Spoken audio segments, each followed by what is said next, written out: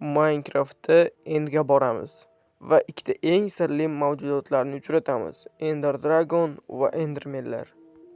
Ularning har ikkisi End dunyosiga aloqador, lekin ular orasida qanday bog'lanish bor? Bugun shu haqida nazariya qilamiz. Barchaga assalomu alaykum do'stlar, sizlar bilan men Fox. Bugungi videomizda biz Ender Dragon va Endermenlar haqida nazariya qilamiz. Videoni boshlashdan oldin videoga bir dona like bosib, kanalimga obuna bo'lib qo'yinglar, chunki men tezroq birga bo'lmoqchiman.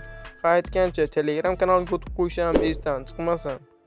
Birinchi o'rinda ularning o'xshashliklarini aytib o'tadigan bo'lsam, siz hech o'ylab ko'rganmisiz, nima uchun Ender Dragon va Endermenlarning nomlari bir xil so'z Ender bilan boshlangan?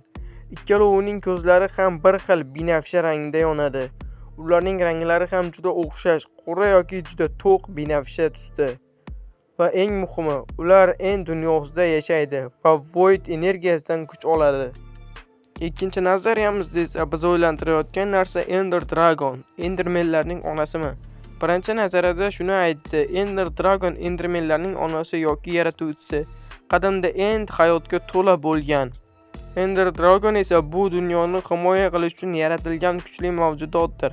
Endermenlar esa unga xizmat qiladigan yoki u yaratgan mavjudotlar. Shuning uchun ular Dragonga hech qachon hujum qilmaydi. Endermenlar, Ender Dragon va End olami haqida gap ketarkan, biz Void energiyasi haqida ham gapirib o'tishimiz kerak.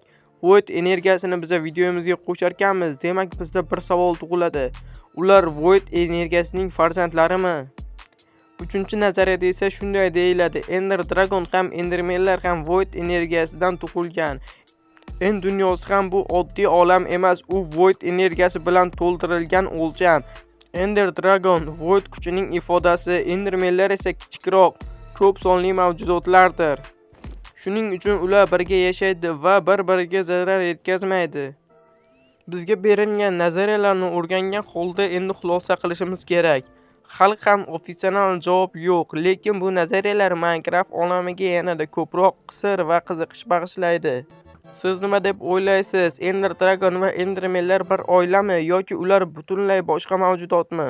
Kommentariyada o'z fikringizni yozing va albatta kanalga obuna bo'ling. Yangi sirli videolarda ko'rishguncha salomat bo'ling.